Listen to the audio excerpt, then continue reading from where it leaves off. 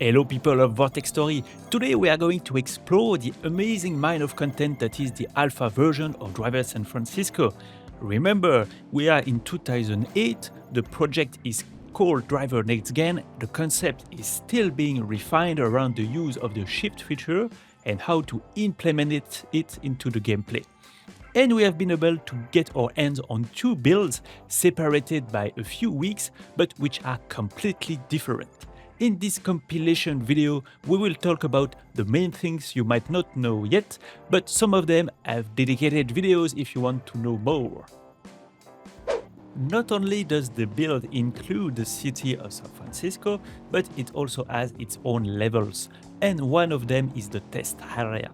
Here you can drive around a small, untextured area with a few different environments type. It is typical in video games.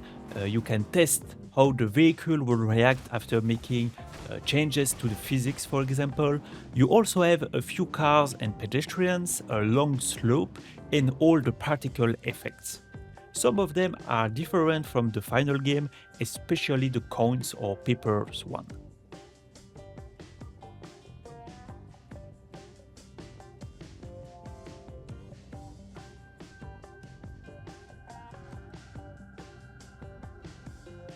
The game was set in San Francisco from the beginning and later used the location as a subtitle, but the city has changed drastically even between the two 2008 prototypes. In my opinion, the biggest loss is the hills of San Francisco, which would have provided open spaces that are missing in the final version. Being able to drive in this hilly landscape reminds me, perhaps unintentionally, of Driver Tree and its areas that are just there for you to drive on and crash your car because of the changes in elevation. There are also landmarks that are surprisingly not in the final version, like this big arrow, which is a real landmark called Cupid's Span, and perhaps legal issues made this particular landmark disappear. Other landmarks were also different, sometimes better in the most advanced rendered street of the 2008 build, but the game had to run at 60 FPS with many cars on the screen and with shift, which explains why the environment in the 2011 version are sometimes not as detailed. Near the start of the October build, there is a coffee shop around the corner called Beanwell. This is also one of the brands you can see on the bags the pedestrians are carrying. In the final version, the Beanwell coffee shop is no longer there, but the brand has not completely disappeared, as you can see the logo in other places.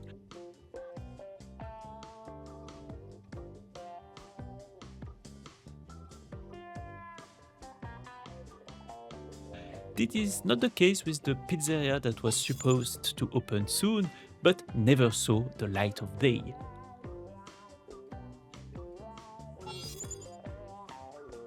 The facts I am sharing are mostly based on the October 2008 build, but there is another build from September 2008 that is completely different. Although it is also set in San Francisco, the layout of the city is different. This version is more focused on gameplay mechanics with different activities and abilities. It feels like a completely different game, and I'm glad they didn't go that way, as it looks more like a Wii game that you will play for a few hours before it gets very repetitive. It seems that this version of the game is all about helping the citizens without a main storyline to tie it all together like the final version did. The October 2008 build seems to have started work on the coma accident, as indicated by the broken windscreen of one of the cars. The shift feature was already there, but not in the same way as in the final version. Here you don't have this out-of-body free cam, you can only shift while driving, with 3 options randomly given, or you can lift the camera to select the car you want. This also triggers a cutscene linked to the quest or activity associated with the car you've chosen. I guess it was not meant to happen in every car, otherwise free roaming would have been tiresome. That'll teach you to chase a pro, rookie. Watch the road! Touch that wheel again and I'll... Said, watch the road, Dad! There is also another level accessible from the main menu called Hills. It doesn't have any rendered models and textures, but we can see some echoes of the September build. As you can see, the yellow gates and green arrows associated with an activity, showing how much love they put into the game modes in different iterations of the prototype. The cars were also different because there was no official licensing at that stage of development.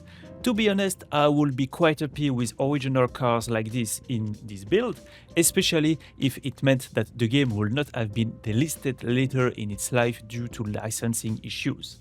I have made a video showing the vehicles, and I particularly like this fake UPS van, rightly called UBS. Similar to the test area, there is a test street. It is just a very long street with buildings put here and there.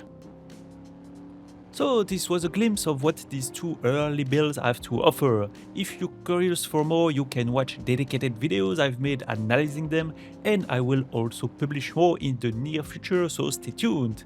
Thanks to my road weavers, drivendimension.com, French Contact, Neurosins, David Autosport, Denis Frontier, Mute, Paul Lanois, Pontiac and All Enough for their support. You can also join the Redriver Club by clicking on the blue join button below the video. And in any case, see you soon, drivers!